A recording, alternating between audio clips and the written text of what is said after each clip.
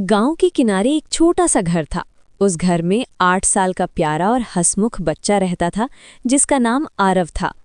आरव को रंग बिरंगी पतंग उड़ाना बहुत पसंद था। वो रोज स्कूल से आकर अपने आंगन में पतंग उड़ाता और खुशी से गाना गुनगुनाता। आरव का सबसे अच्छा दोस्त एक छोटी सी प्यारी गिलहरी थी जिसका नाम चीकू था। चीकू की बड़ी बड़ी चमकदार आंखें थीं और उसकी फूली हुई पूंछ बच्चों को बहुत पसंद आती थी। चीकू हमेशा आरव के कंधे पर बैठकर उसकी पतंग उड़ाते हुए देखती थी। एक दिन गांव में बसंत उत्सव आने वाला था। इस उत्सव में पतंग उड़ाने की बड़ी प्रतियोगिता होती थी। आरव बहुत उत्साहित था। वो बोला, चीकू, इस बार मैं सबसे सुंदर पतंग बनाऊंगा। चीकू खुशी से उछलते हुए बोली, मैं भी तुम्हारी मदद करूंगी। अगले दिन आरव बाजार गया। उसने रंगीन कागज, चमकीले धागे और सुंदर स्टिकर खरीदे। घर आकर उसने पतंग बनानी शुरू की। चीकू छोटे छोटे कागज के टुकड़े पकड़ाकर उसकी मदद कर रही थी। दोनों मिलकर एक बहुत सुंदर पतंग बना रहे थे।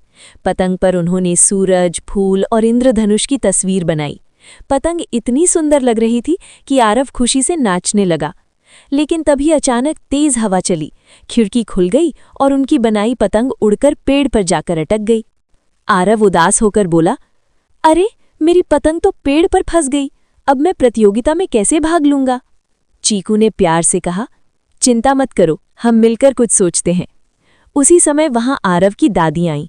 दादी बहुत समझदार और प्यारी थीं। उन्होंने मुस्कुराते हुए कहा, बेटा, हर समस्या का हल होता है, बस धैर्य और समझदारी चाहिए। आरव और चीकू पेड़ के पास गए। पेड़ थोड़ा ऊंचा था।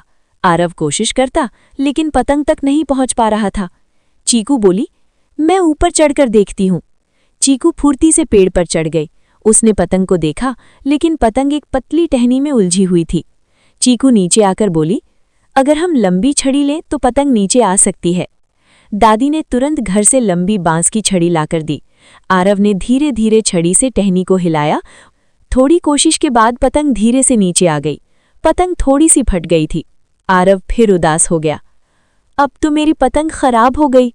दादी ने मुस्कुराकर कहा, अगर कुछ टूट जाए तो उसे ठीक भी किया जा सकता है। चीकू तुरंत कागज और गोंद लेकर आई। आरव और चीकू ने मिलकर पतंग को प्यार से ठीक किया।